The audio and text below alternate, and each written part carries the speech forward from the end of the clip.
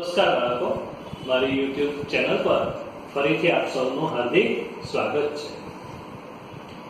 બાળકો, 11મા ધોરણની અંદર એકાઉન્ટ પહેલું ચેપ્ટર આપણને આપણા જીવનની અંદર ખૂબ ઉપયોગી સાબિત થવાનું છે, કારણ કે એકાઉન્ટ આગળ જતા આપણને કામ લાગશે, ભણવાની રીતે પણ અને આગળ જતા જીવનમાં પણ ખૂબ કામ આવવાનું છે. આના માટે આપણે પહેલું ચેપ્ટર ખૂબ વ્યવસ્થિત ભણીશું. પારિભાષિક શબ્દો આપણે જોયા.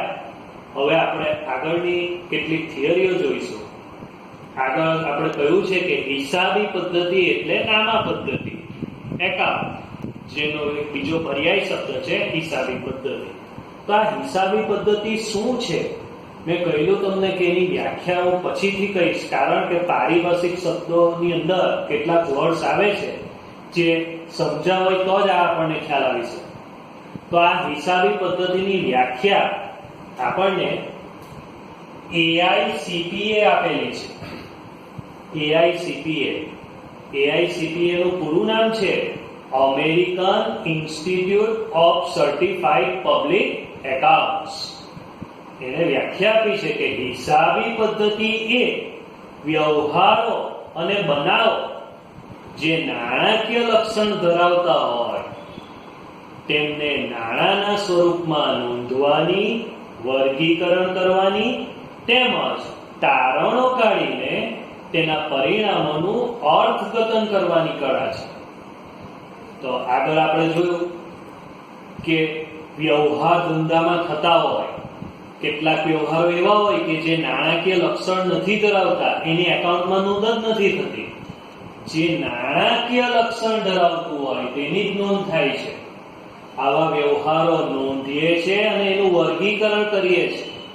આપણે જોયેલું કે કેટલાક વ્યવહારો રોકડ હોય, કેટલાક ઉધાર હોય. તો આ રીતે એનું વર્ગીકરણ કરવાનું અને તારણો કાઢવાના કે કેટલો આપણને નફો થયો, કેટલો પૈસા લેવાના છે, કેટલી ગાલખાત પડશે, વગેરે વગેરે તારણો કાઢીને તેના જે પરિણામ મળ્યા તેનું અર્થઘટન કરવાની કળા છે. બાળકો, હકીકતમાં હિસાબી પદ્ધતિ એ કળા છે. કળા એટલે આવડત. તમે જુઓ, કોઈ અમુક કામ અમુક વ્યક્તિ બહુ સરળતાથી કરી નાખે અને અમુક વ્યક્તિને કામ કરવામાં ખૂબ જ આખો દિવસ મથેલો રહે તો પણ એને મુસીબત આવતી હોય. કોઈ તમે જુઓ, પેઇન્ટર સરસ મજાનું ચિત્ર કેવું ઝડપથી દોરી કાઢે, જ્યારે કોઈ બીજી વ્યક્તિ આખો દિવસ મથેલો રહે તો પણ એના જેવું ચિત્ર ન દોરાય. એક્ઝેક્ટ એકાઉન્ટ પણ એવું જ છે કે પદ્ધતિસર નોંધાય, પણ એના પરથી તારણો કાઢવાના અને અર્થઘટન જે કરવાનું તે બધા નથી કરી શકતા. એ એક કળા છે. આ AICPA વ્યાખ્યા આપી છે આપણને હિસાબી પદ્ધતિ. તો એકાઉન્ટ ના કેટલાક ફાયદા પણ છે કે શા માટે એકાઉન્ટ લખાય. તો એના 9 મુદ્દા છે. પરંતુ બાળકો, આ 9 મુદ્દા પરીક્ષાની અંદર લખવાના નથી. પરીક્ષામાં આપણે ગમે તે 6 મુદ્દા, તમને જે આવડે તે 6 મુદ્દા તમારે લખવાના છે. અત્યારે આપણે જોઈશું 9 મુદ્દા. તો એની ટ્રીક આપું છું. એક મામા ચીને ભારત પર ખરાબ નજર નાખી, તો એક મામા હતા, એ ચાલ હું પણ સૈનિકની સાથે સાથ આપું અને હું પણ જતો રહું. મામાનું નામ અન્ની હતું. પણ હવે મામા જાય કઈ રીતે, તો એને નકશો આપવાની એક વાત કરી. તો એ આ વાત તમારે શોર્ટમાં યાદ રાખવાની છે. અન્ની મામું નકશું આપું. શું યાદ રાખશો? અન્ની મામું નકશું આપું. આના પરથી આપણને બધા ફાયદા યાદ રહી જશે. અ એટલે અંકુશ. અ પરથી યાદ રાખીશું અંકુશ. તો અંકુશ પરથી ફાયદો કઈ રીતે? તો બાળકો ધ્યાન રાખજો, હિસાબો લખવામાં આવે છે તેથી કર્મચારી પર એક પ્રકારનો અંકુશ રહે. કોઈ ઉચાપત કરી નહીં શકે. ધંધાની અંદર કર્મચારી હોય, હવે એકાઉન્ટ લખાતું નહીં હોય તો સ્વાભાવિક છે કે એ લોકો અંદરથી કઈ ગોલમાલ, છેતરપિંડી કરી શકે. પરંતુ એકાઉન્ટ લખાતું હોય તો એ લોકો કોઈ પણ પ્રકારની છેતરપિંડી કરી શકતા નથી. તેથી એક પ્રકારનો અંકુશ રહે છે. ની એટલે યાદ રાખજો, નિર્ણય કરતા. બાળકો, એકાઉન્ટ માલિકને તો કામ લાગે જ, પરંતુ માલિક સિવાય બાહ્ય પક્ષકાર જેવા કે લેણદાર, શેર હોલ્ડર, રોકાણકારોને પણ ઉપયોગી છે. બહારના પક્ષકાર લેણદારને કઈ રીતે? તો કે ભાઈ પૈસા કેટલા સમયમાં મળી જશે, શેર હોલ્ડરોને ડિવિડન્ડમાં રસ હોય, રોકાણકારોને વ્યાજમાં રસ હોય તો કેટલું વ્યાજ મળશે વગેરે વગેરે નિર્ણયો લેવા માટે હિસાબી પદ્ધતિ ઉપયોગી છે. અંકુશ નિર્ણય કરતા માં એટલે યાદ રાખજો માહિતી. હિસાબી માહિતી જો તૈયાર હોય તો માલિકને જ્યારે જરૂર પડે ત્યારે એનો ઉપયોગ કરી શકે. હવે જો એકાઉન્ટ લખ્યું જ નહીં હોય અને 3 દિવસ પછી અચાનક જ એને કેટલો નફો થયો, કેટલી ખરીદી કરી એને માહિતી જોઈતી હોય તો એને ન મળે. પરંતુ જો એકાઉન્ટ લખાયું હોય તો જ્યારે જરૂર હોય ત્યારે તેનો ઉપયોગ કરી શકે. ઇવન આપણે બેંકમાંથી લોન લેવી હોય ત્યારે પણ એકાઉન્ટ જો એની પાસે રેડી હોય તો જ લોન મળે. ખાસ યાદ રાખજો, બેંકમાંથી લોન લેવા માટે પણ હિસાબી પદ્ધતિ ઉપયોગી છે. મું પરથી યાદ રાખીશું મૂલ્યાંકન. ધંધો જ્યારે વેચવામાં આવે ત્યારે કેટલા પૈસા આવશે, કેટલામાં વેચવો, ધંધો કેટલો નફાકારક છે, આપણી પરિસ્થિતિ શું છે, એ મુજબ ધંધો વેચાય.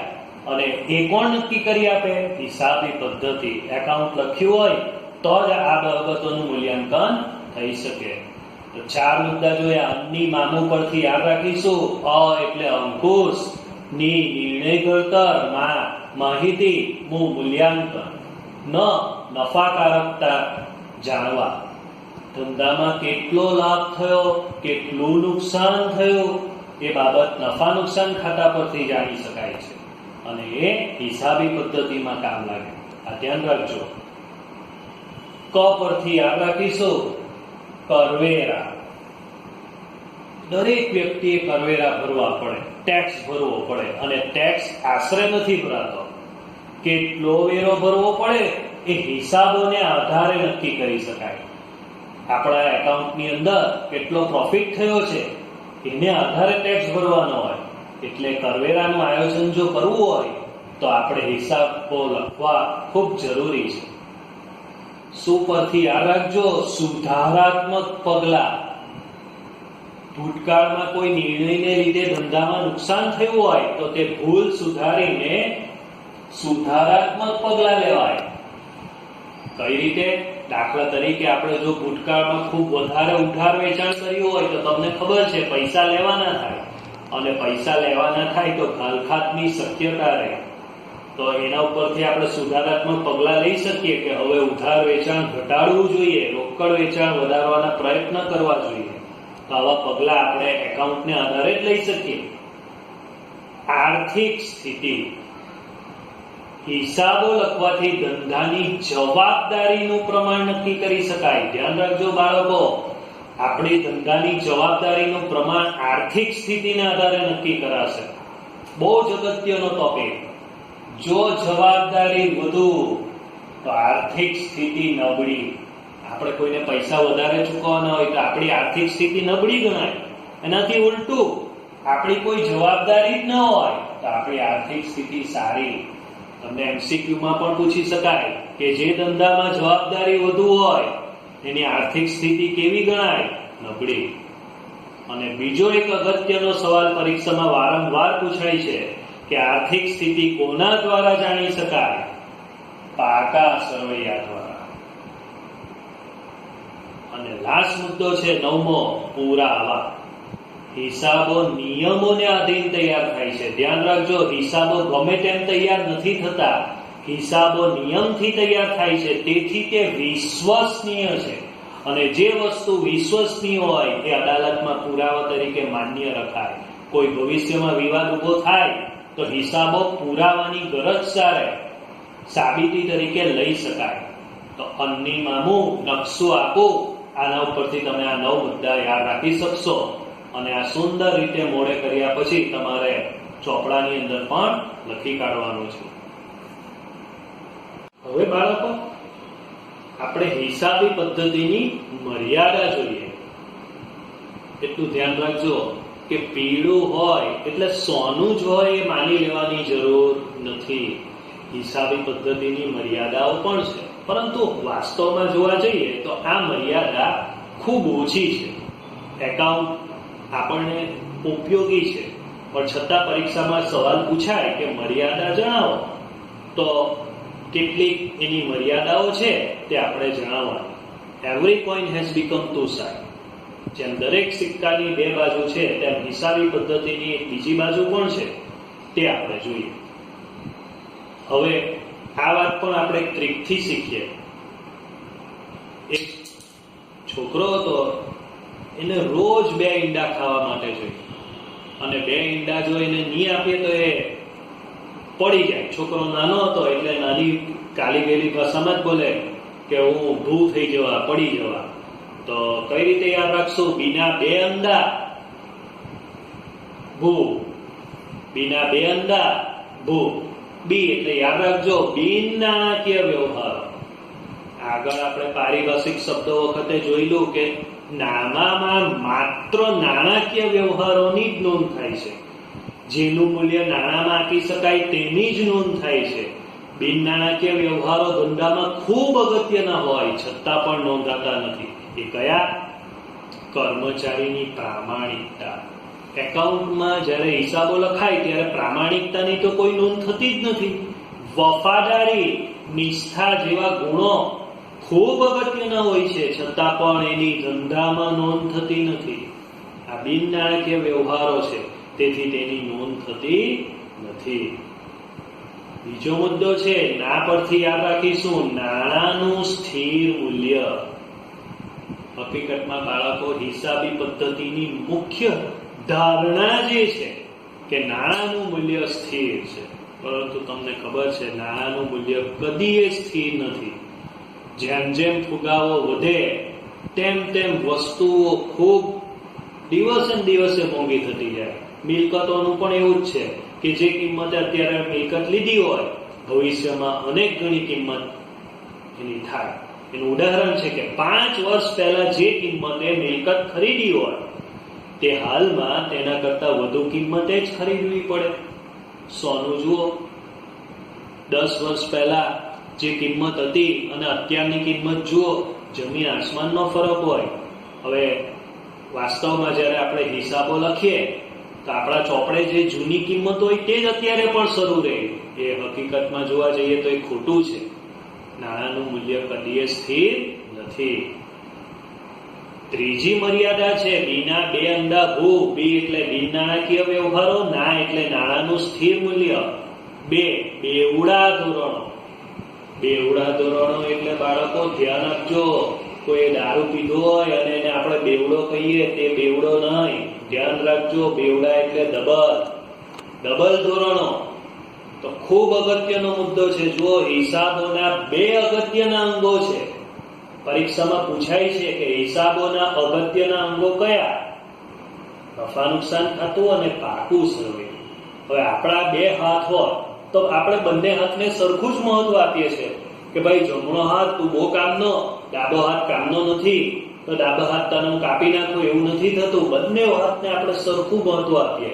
તેમ આ હિસાબોના જે અંગો છે, નફા નુકસાન ખાતું અને પાકું સર્વે, એવું બંને ખૂબ કામના છે. નફા નુકસાન ખાતું આપણો નફો બતાવે અને પાકું સર્વે આર્થિક સ્થિતિ બતાવે. પરંતુ થાય શું કે બંનેના ધોરણ અલગ. નફા નુકસાન ખાતું ચાલુ કિંમતે તૈયાર થાય, જ્યારે પાકું સર્વૈયું જૂની કિંમતે દર્શાવે. જ્યારે એક જ સરખી વસ્તુ હોય તો એક સરખા ધોરણ હોવા જોઈએ. આ વિસંગતતા કહેવાય, જે ચલવી લેવાય નહીં. આ એની મર્યાદા છે. બી એટલે બિન નાણાકીય વ્યવહારો, નાણાંનું સ્થિર મૂલ્ય, બેવડા ધોરણો. અંદા એટલે અંદાજોનો ઉપયોગ. હિસાબી પદ્ધતિમાં કેટલીક બાબતોની અંદાજિત ગણતરી કરવામાં આવે. જો સ્પષ્ટ હોય તો એ ગણતરી સાચી પડે, પરંતુ આ અંદાજ. દાખલા તરીકે આપણે ગાલખાદ અનામતની વાત કરીએ તો ગાલખાદ અનામત સદ્ધર દેવાદારો પર ગણાય, અને સદ્ધર દેવાદારોની આપણે જ્યારે અંદાજ મૂકીએ તો એ હંમેશા એ અંદાજ સાચો જ પડે એ જરૂરી નથી કે આપણે વધારે રકમ લેવાઈ જાય ક્યાં ઓછી લેવાઈ જાય. આ એની મર્યાદા છે. 5મો મુદ્દો છે, ભૂતકાળના વ્યવહારોનો જ ઉપયોગ, હિસાબી પદ્ધતિમાં જે વ્યવહારો બનાવો થઈ ગયેલા હોય એની જ નોંધ કરવામાં આવે છે. દાખલા તરીકે 5000 નો માલ વેચ્યો, માલ વેચાઈ ગયો અને પછી એની નોંધ કરાશે. ભવિષ્યમાં જે થવાનું છે તેની નોંધ થતી નથી.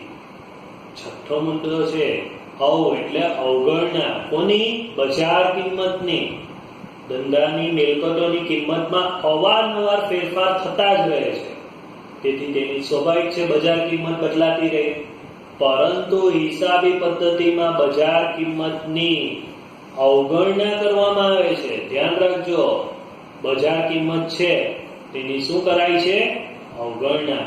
કારણ કે જે મકાન જે કિંમતે દર્શાવ્યું હોય અત્યારે હાલમાં પણ એ જ કિંમતે દર્શાવાય છે. ખરેખર તો એની કિંમત બદલાઈ ગઈ હોય તો આ એની મર્યાદાઓ છે. પરંતુ બાળકો વાસ્તવમાં જોવા જઈએ તો આ એટલી મોટી મર્યાદાઓ નથી. હકીકતમાં હિસાબી પદ્ધતિ ખૂબ ઉપયોગી છે. સાયન્સ વાળા હોય, આર્ટ્સ વાળા હોય કે કોમર્સ વાળા હોય, દરેક જણ માટે હિસાબી પદ્ધતિ ખૂબ ઉપયોગી છે. તો તમારે આની મર્યાદા અને ફાયદા બંને ખૂબ સરસ રીતે તૈયાર કરવાના છે. બસ.